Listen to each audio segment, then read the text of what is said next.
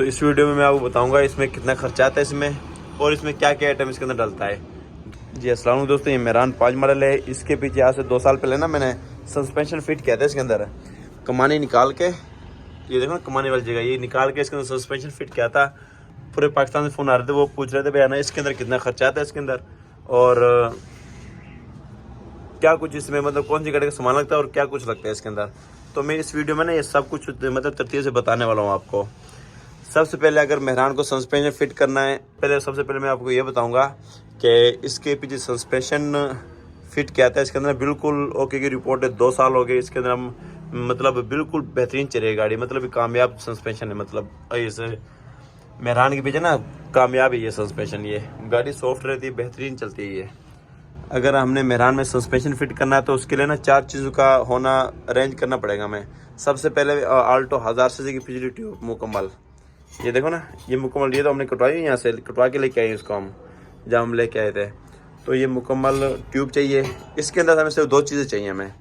Number 1 ये वाला खोखा, ये देखना यहाँ से ना ये चीज़ हटा के, पैप के अलावा ना ये चीज़ चाहिए हमें, ठीक हो गया। ये देखें नंबर 1 ये खोखा चाहिए हमें इसके अंदर से, और एक ये स्प्रिंग वाली जगह चाहिए, चीज़ चाहिए ये वाली, ठीक हो गया। दूसरे नंबर पे ये ना हमें ना ये खिंच राड चाहिए हमें, ये राड इसका, ये देख रहे हैं आप, ये खिंच राड। तीसरे नंबर पे इसी की 2 खिंच चाहिए वाली, देख रहे हो आप, ये वाली खिंच है, एक ये होगी खिंच और एक इस तरफ होगी खिंच, ये ठीक हो गया। इसकी 2 खिंचे चाहिए। तीसरे नंबर पे आल्टो के स्प्रिंग पिछले, ठीक हो गया, ये स्प्रिंग आ गया। बाकी सामान इसका अपना ही लगेगा। और सबसे पहले आपको बताएंगे इसके अंदर ये कहाँ लगेंगे ये और किस तरह लगेंगे। ये जो वेल्डिंग हुई पड़े ना यहाँ से, ये वेल्डिंग से झाड़ के ना, ये देखो यहाँ से ये मुकम्मल बाहर निकाल लेंगे। इसको बाहर निकाल के जो ये ट्यूब है ना इसके नीचे फिट कर देंगे। देखो जिस तरह वो पड़ा ये देखो, ये 2 साल पहले वेल्डिंग की थी और गाड़ी की मार भी बहुत है, आज तक 19-20 भी असर नहीं पड़ा सस्पेंशन को ना, बेहतरीन चल रही है ये। यहाँ पे एक यहाँ वेल्ड करना है ये, ठीक हो गया। एक यहाँ पे वेल्ड करना है, ठीक हो गया, नंबर 1।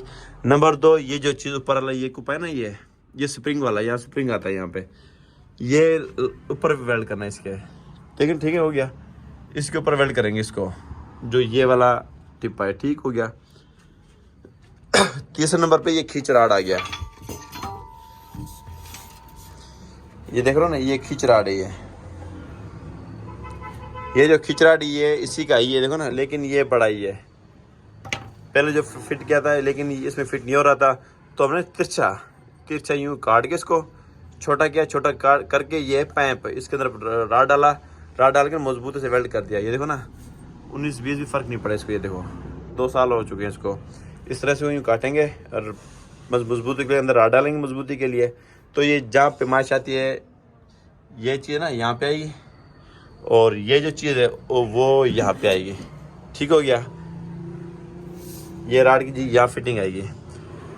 और तीसरी चीज़ खींचें जो होती हैं वो इन दोनों उसमें देखो ना, इन 2 बोल्ट में ये 2 बुश लग जाएंगे, ये जो फिटिंग इस तरह हुई पड़ी है। और अगली जो एक बुश है ना वो यहाँ पे लगेगा मुक्की में। ये जेन्युइन फिटिंग है, कोई जोड़ तोड़ नहीं है इसके अंदर, पूरा बोल्ट आएगा, सब कुछ जेन्युइन फिटिंग आएगी इसकी, ये देख रहे हो, ठीक हो गया। और तीसरे नंबर पर स्प्रिंग, वो एडजस्ट करनी पड़ेगी स्प्रिंग जिस तरह भी हो। उसके बाद जो ये खिचराड़ लगेगा ना जहाँ पे ये जो खिचराड़, ये वाला खिचराड़ जहाँ लगेगा, एक तो लग जाएगा यहाँ पे, ठीक हो गया, और दूसरी साइड लगेगी यहाँ पे। ये चीज़ हमें दस्ती बनानी पड़ेगी, ये गाटरी लेनी पड़ेगी इस पे, ये ना बॉडी पार्ट्स है ना, ये वाली यूँ गाटरी मुकम्मल ना, इसको लगाएगा डेंटर, ठीक हो गया।